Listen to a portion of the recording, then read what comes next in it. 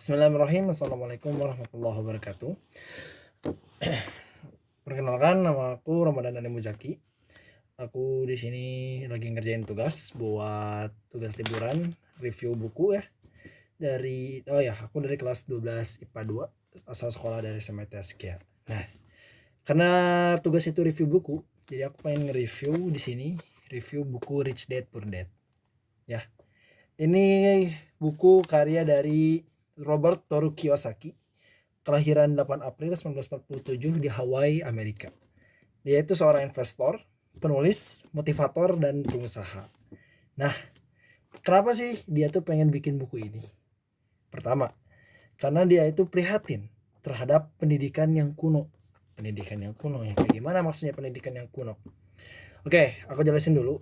Buku ini itu tujuannya ataupun maksud dibuatnya itu lebih membuat orang itu melek secara finansial. Jadi dia tuh ngebahas tentang bagaimana uang itu bekerja, kayak gitu ya. Kemudian buku ini juga ngejelasin tentang perbedaan antara ayah yang kaya dan ayah yang miskin. Sesuai judul, Rich Dad, Poor Dad gitu. Dia itu figur bakal ngejelasin juga, nanti ada cerita tentang figur ayahnya si Robert ini. Jadi nanti di buku itu ngejelasin si Robert ini tuh punya dua ayah. Satu ayah kandung, satu ayah temennya. Tapi dia bakal bilangnya gini, ayah kandungnya itu dia sebutnya ayah yang miskin, poor dad-nya. Dan tapi yang ayah yang satunya, yang temennya itu disebut rich dad, ayah yang kaya, kayak gitu. Nah, udah itu tuh apalagi sih alasan si Robert ini tuh bikin buku Rich Dad Poor Dad tuh. Pertama, dia itu eh prihatin juga terhadap mentalitas. Mentalitas apa sih? Mentalitas orang-orang yang kaya dan orang yang miskin. Kayak gini, dia ngebandingin antara dua orang. Ayahnya sama ayah yang miskin sama ayah yang kaya. Nah, dia tuh ngedapetin ada beberapa perbedaan mentalitas antara dua ayahnya ini, yang mana kalau mereka tuh sudah berasumsikan dengan uang gitu. Aku jelasin dulu latar belakang ayahnya ya. Latar belakang ayahnya yang berpendidikan, ayahnya yang miskin maksudnya, itu orangnya berpendidikan. Orang itu suka belajar. Bahkan pekerjaan itu menjadi seorang guru di Hawaii itu. Si ayah yang miskin ini dapat pekerjaan sebagai guru dari pemerintah. Akhirnya dia dapat slip gaji. Dia dapat duit dari hasil dia ngajarin orang. Itu sebutannya gaji lah ya. Nah, sedangkan latar belakang dari ayah yang kayanya itu dia seorang pengusaha. Pengusahanya masih kecil-kecilan. Tapi dia itu punya pemikiran yang baik secara finansialnya. Mau kita ulas? Ulas dong, namanya juga review, geng. Ya. Si Robert ini punya dua figur ayah yang sangat bagus. Satu melek pendidikan, satu melek finansial. Tapi perbedaannya apa sih kalau sudah menyangkut uang? Yang satu, yang miskin. Dia itu tidak kalau ditanya kayak gini, kalau ditanya sama si Robert, ayah misalnya, aku pengen beli tas baru. Dia tuh ayahnya yang miskin bilang, ayah lagi gak punya uang, jadi ayah tidak bisa membeli. Nah, kemudian kalau ayah yang satu lagi dapat pertanyaan yang kayak gitu dari si Robert, dia tuh bakal pikir kayak gini, bagaimana cara membeli. Tahu kan perbedaannya apa?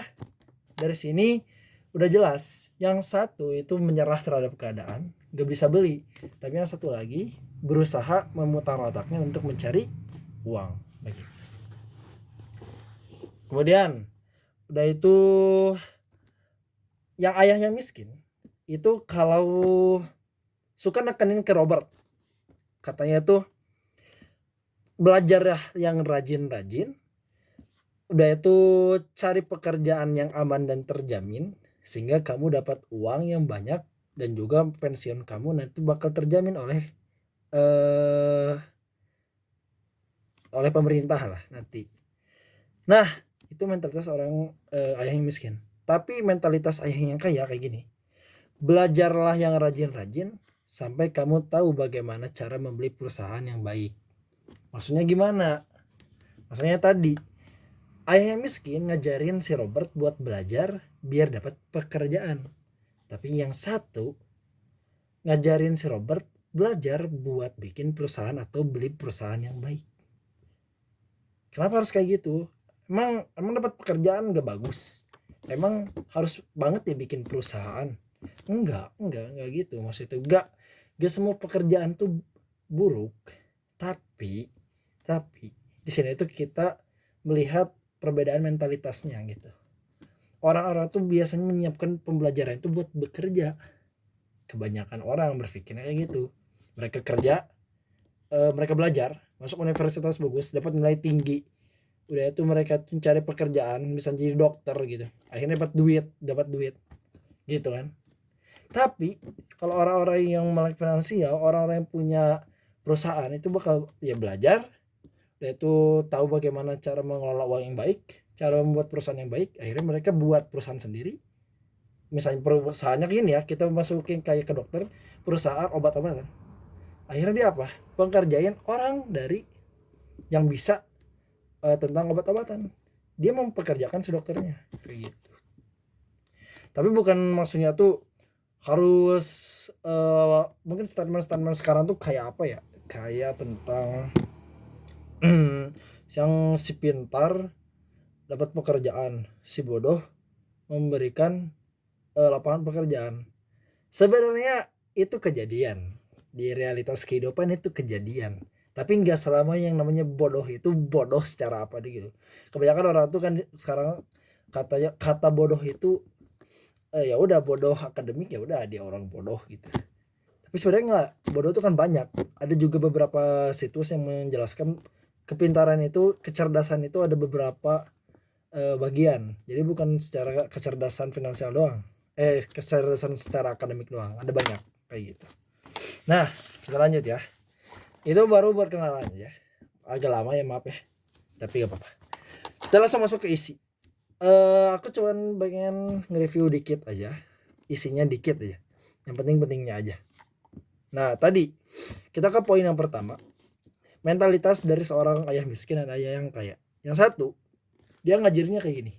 Pergilah ke sekolah, belajarlah rajin-rajin, raihlah ranking yang tinggi, dan carilah pekerjaan aman dan terjamin. Itu mentalitas ayah orang yang miskin, ayahnya yang miskin.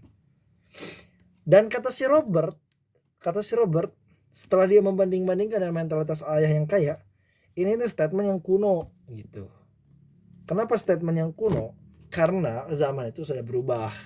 Zaman itu sudah berubah dari tahun pasca perang dunia berakhir. Itu sudah beda. Jadi kan setelah perang dunia berakhir itu, yang perang dunia kedua itu berakhir tuh, pasar saham dan lain-lain itu naik. Orang-orang tuh mikirnya itu bakal bagus gitu, bakal terus bagus. Tapi ternyata datanglah Black Tuesday. Black Tuesday itu sebutannya yang menyebabkan Great Depression lah. Kalau kalian tahu sejarahnya, ada Great Depression tahun 1929. Itu ngebuat orang-orang itu pokoknya depresi berat. Banyak yang jadi bunuh diri lah, banyak yang jadi gila lah, gara-gara Great Depression ini, gara-gara perekonomian turun. Terjadilah Great Depression di tahun 1929 kayak gitu. Itu tadi ya, kita ke lanjut, balik lagi. Pergilah ke sekolah, belajarlah rajin, raihlah ranking yang tinggi, dan carilah pekerjaan aman yang terus. Ini adalah nasihat yang kuno dari orang-orang tua yang orang-orang tua yang ngajarin anaknya tentang uang gitu. Mereka tuh cuman ngajarin kerja, tapi gak mikirin buat uang kerja buat kalian gitu. Nah, uang kerja buat kalian maksudnya gimana sih? Kita lanjut ya. Udah itu kita masuk ke poin 2. Orang miskin dan kelas menengah bekerja untuk uang. Orang kaya mempunyai uang yang bekerja untuk mereka. Ini itu adalah pelajaran satu. Kita jangan bekerja untuk uang, tapi buat uang bekerja untuk kita. Pelajaran di buku Rich Dad Poor Dad. Kenapa kita tuh harus membuat uang bekerja untuk kita? Kenapa kita tuh harus terbebaskan diri dari kita mengejar ataupun kita bekerja untuk uang? Karena kita tuh jangan terpaku dengan uang gitu. Oke, aku harus sebutin di sini juga, disebutin ada buku ada penjelasan tentang namanya rat race. Tahu artinya rat race? Nggak tahu. Oke, aku jelasin. Rat race itu artinya perlombaan tikus. Orang-orang yang disebut rat race ini adalah orang-orang yang bekerja, itu misalnya hidup, belajar, dapat pekerjaan, dapat duit, udah tuh duitnya habis, bekerja lagi, dapat duit, belanja, have fun, duitnya habis lagi. Nah, ada apa? Mereka tuh terjebak dalam loop. Loop apa? Rat race tadi. Perlombaan tikus. Mereka cuman hidup, kerja, dapat duit, habisin duit, kerja lagi, dapat duit, habisin duit, kerja lagi. Kita doang hidupnya. Gak bebas kan. Nah, yang dipengenin si Robert ini tuh gini. Kita tuh pengen uang yang kerja buat kita. Misalnya apa? Investasi. Investasi itu kayak gini. Kita ngasih duit ke lembaga atau perusahaan apalah. Nah, akhirnya apa? Kita cuma ngasih duit doang. Tapi akhirnya kita dapat duit kembali gitu.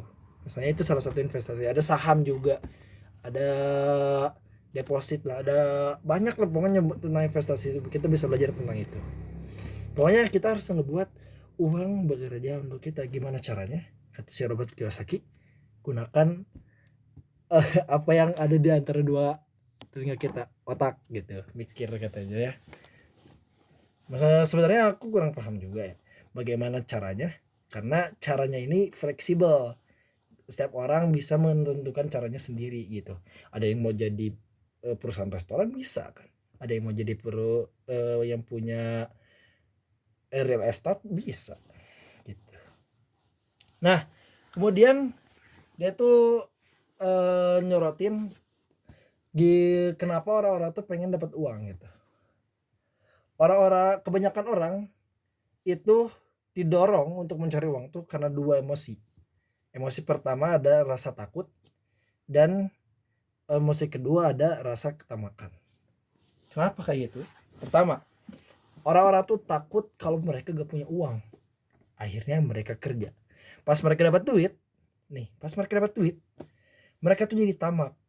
Mereka tuh pengen belanja sana sini, pengen punya mobil biar bisa dipamerin, pengen punya baju bagus, outfit bagus biar bisa ditunjukin, pengen punya HP yang bagus, pengen punya iPhone, misalnya kayak gitu. Akhirnya apa? Duitnya habis karena ketamakan tadi. Akhirnya mereka balik lagi ke ketakutan mereka, gak punya duit, kerja lagi. Gitu terus sampai mereka pengen keluar dari rat race. Nah, seharusnya gimana sih? Biar kita gak dikendalin dua emosi tadi? Kita tuh harus mempunyai gairah mengenai uang. Jadi si Robert Kiyosaki ada cerita kayak gini. Dia tuh pas kecilnya kerja buat ayahnya yang kaya gitu, tapi gak dikasih uang sepeser pun dari ayahnya, gak dikasih gaji sedikit pun gitu dari ayahnya. Kenapa kayak gitu? Sayangnya ternyata pengen ngebuat si Robert ini tuh mengetahui gitu rasa takut dan ketamakan ketika kita tuh gak punya duit. Pengen ngajarin si Robert ini tuh bisa mengendalikan emosinya gitu, biar dia tuh tahu gairah mengenai uang tuh kayak gimana gitu. Karena katanya itu gairah itu disebabkan oleh dua formula.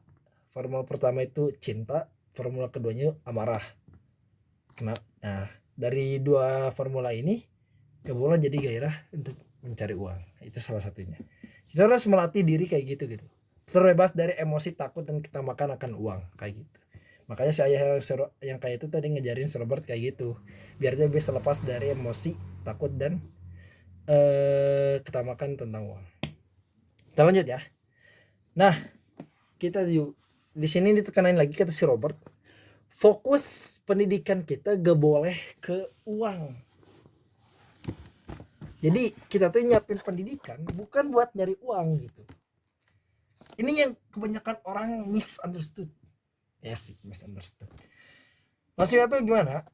Gini, orang-orang tuh pengen jadi dokter biar bisa dapat duit banyak. Karena dokter tuh duitnya banyak kan, finansialnya, gajinya gede gitu kan. Ini yang salah gitu. Padahal pendidikan ini pendidikan aja, jangan fokusnya ke duit. Orang-orang tuh jadi hilang gimana ya, cita rasa ataupun definisi asli dari belajar tuh hilang gitu. Orang-orang dulu mah belajar tuh ya buat membangun peradaban. Jadi cari-cari tentang bakteri, atom, itu tuh buat peradaban. Kita lihat sampai sekarang peradaban maju buat luar negeri itu ya. Fisikawan tuh dijunjung tinggi, pendidikan tuh dijunjung tinggi. Jadi apa? Peradaban mereka maju. Tapi kalau suatu bangsa itu memfokuskan pendidikannya buat bekerja, buat duit, kapan maju-majunya gitu. Makanya ini salah satunya bisa kita pelajari juga ya dari kata ini ya. Fokus pendidikan adalah bukan ke uang. Fokus pendidikan kalau pengen bebas ke finansial ya, kita masuk lagi ke finansial. Fokus pendidikan itu harusnya ya udah bagaimana cara membuat uang bekerja untuk kita gitu. Kita tuh pelajar akuntansi lah ya, yang paling penting buat belajar uang tuh. Kita tuh harus tahu yang namanya mana yang bisa membuat kita dapat duit, mana yang bisa ngebuat kita ngeluarin duit. Ini masuk ke pembelajaran kedua, yaitu kita harus tahu yang namanya perbedaan liabilitas dan aset. Apa sih liabilitas? Liabilitas itu adalah kewajiban. Kalau kewajiban itu maksudnya apa? Maksudnya apa? Pajak, hipotek. Nah, kayak gitu tuh namanya kewajiban. Liabilitas. Sedangkan aset itu apa? Aset itu adalah sesuatu yang nambah ke nama duit gitu. Aset itu adalah sesuatu yang bisa menghasilkan duit buat kita. Misalnya apa, investasi, yaitu real estate, pokoknya kayak gitu lah, bisa memberikan kita duit. Jadi perbedaan liabilitas dan aset itu apa? Liabilitas simpelnya gini, liabilitas ngurangin duit, aset nambahin duit. Itulah yang paling sederhananya ya. Kita tuh harus melek finansial, makanya kita harus belajar dulu perbedaan antara aset dan liabilitas. Ini penting, kita harus tahu. Kemudian orang kaya menambah aset, orang miskin menambah liabilitas. Nah, perbedaannya tuh tadi, orang kaya itu kalau dapat pemasukan, mereka tuh beli aset biar asetnya nambahin ke pemasukan mereka. Sedangkan kalau orang miskin kalau dapat duit, mereka beli liabilitas, akhirnya mereka pengeluarannya nambah. Oke, kita buka salah satu ya yang bagus. Nah, di sini ada namanya diagram. Ini diagram pemasukan, ini diagram pengeluaran.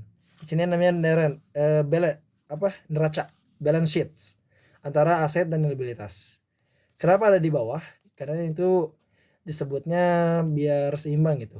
Aset harus berapa, liabilitas ada berapa. Sedangkan ini pemasukan, ini pengeluaran. Kita bisa lihat di sini aset kan ya. Aset itu masuk ke pemasukan. Kalau liabilitas masuknya ke pengeluaran nanti. Kita tuh harus tahu perbedaan antara aset dan liabilitas. Misalnya aset, dalam kolom aset tuh dimasukin apa aja gitu. Kalau dalam liabilitas masukin apa aja gitu. Ini tuh kita harus tahu perbedaan antara aset dan liabilitas, harus tahu. Sederhana tapi banyak orang yang nggak tahu gitu. Nah, kita bisa lihat aset masuknya tuh ke pemasukan. Sedangkan kalau liabilitas masuknya tuh ke pengeluaran. Ini pengeluaran ya, ini liabilitas. Tuh. Keluar duitnya, hilang gitu. Nah, kemudian ada yang namanya pola arus kas seseorang dari kelas miskin sama kelas menengah. Kalau orang yang miskin, pengeluarannya kayak gini. Polanya tuh kayak gini. Ini gaji. Dari gaji mereka masuk ke pemasukan. Gaji itu termasuk pemasukan, tapi bukan termasuk aset. Gaji masuk ke pemasukan, kemudian mereka tuh langsung ke pengeluaran gitu. Gak beli aset, gak beli apa-apa. Pokoknya mereka tuh mentingin yang foya-foya gitu. Kayak pajak, minum-minuman, sewa rumah dan apa-apa gitu, hiburan dan lain-lain. Akhirnya apa? Duit masuk, duit keluar, hilang, habis, udah. Itu pola miskin, pola orang miskin. Nah, kalau ini pola orang kelas menengah. Nah, kalau orang kelas menengah, dia itu dari gaji masuk ke liabilitas. Jadi mereka yang kewajiban mereka dulu kayak hipotek rumah, pajak dan lain-lain. Baru nah liabilitas kan masuknya ke ini lagi ya, ke pengeluaran. Mereka keluar lagi duitnya. Tapi mereka mengutamakan liabilitas dulu daripada orang miskin langsung pengeluaran. Jadi yang faya-faya doang, hiburan-hiburan kayak gitu. Nah, contoh-contoh liabilitas mereka itu apa? Misalnya tadi hipotek, pinjaman, konsumen, kartu kredit dan lain-lain. Itu mereka tuh mementingkan dulu liabilitas. Tapi mereka enggak, apa salahnya? Enggak masukin pemasukan mereka ke aset. Kita lihat perbedaan cash flow orang kaya. Cash flow orang kaya. Nah, di sini enggak ada tulisan gaji. Terus mereka pemasukannya dari mana? Dari aset. Mereka udah buat aset. Asetnya masuk ke pemasukan. Dan mereka ini kalau udah punya pemasukan dari aset, bukan nambah liabilitas ataupun nambah pengeluaran, tapi mereka namanya kemana? Nambahnya ke sini. Nah, nambahnya ke aset. Kenapa? Aset masuk ke pengeluaran, ke pemasukan, masuk lagi ke aset. Artinya nambah uang lagi dong. Apakah aset jadi ngeluarin duit? Aset itu yang nambahin duit. Jadi ngeluarin duit ya sih. Kalau mereka misalnya investasi nih, mereka nanam duit sedikit aja, kayak nembuhin pohon lah, nanam benih dikit, tapi lama-lama nanti pohonnya tuh nambah besar bisa ngasilin buah. Itu namanya aset. Jadi misalnya investasi sedikit tapi untungnya besar, itu namanya aset yang bisa ngasilin duit. Ini cash flow orang kaya, masuk dari aset, dapat pemasukannya dikeluarinnya ke aset, gak ke liabilitas yang ngurangin ataupun ke pengeluaran. Jadi bolak-balik terus duitnya ngalir terus, gak keluar, gak diambil orang. Kalau sebutan si Robert mah diambil orang tuh bisanya kayak gimana? Kita belanja itu udah artinya duit kita udah diambil orang kan. Misalnya bagaimana meminimalisir hal itu ya tadi. Nah, mengapa kelas menengah bergumul terus? Karena kalau kelas menengah mereka udah itu dapat pemasukan nih, pemasukannya kalau bisa dilihat panahnya ke atas. Nah, tapi mereka tuh nambahin liabilitas di sini. Liabilitasnya nambah. Jadi kewajiban mereka nambah, pengeluaran juga ikut nambah. Gitu. Mereka tuh apa ya mas sebutannya? Menggunakan pemasukan mereka untuk menambah liabilitas. Rumah itu salah satu liabilitas. Kebanyakan orang nganggep rumah, mobil dan lain itu adalah sebuah aset. Padahal enggak. Kenapa? Rumah itu ngeluarin duit, listrik, air dan lain-lain gitu kan, pajak dan lain-lain itu artinya rumah itu liabilitas karena dia ngeluarin duit gitu. Mobil juga sama, mobil gak nambahin duit buat kita. Mobil itu adalah sarana transportasi aja, artinya cuma liabilitas buat kita, kewajiban buat kita. Dia tuh gak nambahin duit tapi ngeluarin duit, malah bensin, perbaikan, pemeliharaan itu ngeluarin duit, mobil, aset dan lain-lain. Nah, itu adalah salah satu pelajaran yang aku dapat dari Rich Dad dan Poor Dad. Buku ini sangat bagus ya, bagus banget. Jadi kita tuh melek tentang finansial. Kebanyakan katanya, ada kata-kata lagi di buku ini tuh. Sistem pendidikan sekarang tuh gak ngajarin kita tentang duit, tapi ngajarin kita untuk menjadi seorang profesional yang dapat bekerja untuk orang. Gitu. Kita diajarin gak tentang cash flow tadi? Sedikit yang ngajarin seperti itu gitu. Kata si Robert, jangan untuk orang tua ya. Mah aku tulis ya sih. Kita tidak bisa mengandalkan pendidikan sekarang untuk mengandalkan sekolah pendidikan sekarang untuk mengajarkan anak-anak kita tentang uang itu. Kenapa? Karena pendidikan sekarang tuh sistemnya masih kuno. Masih tadi mengajarkan seseorang untuk menjadi profesional untuk bekerja dengan orang. Gak ngajarin mereka tentang bagaimana uang bekerja untuk mereka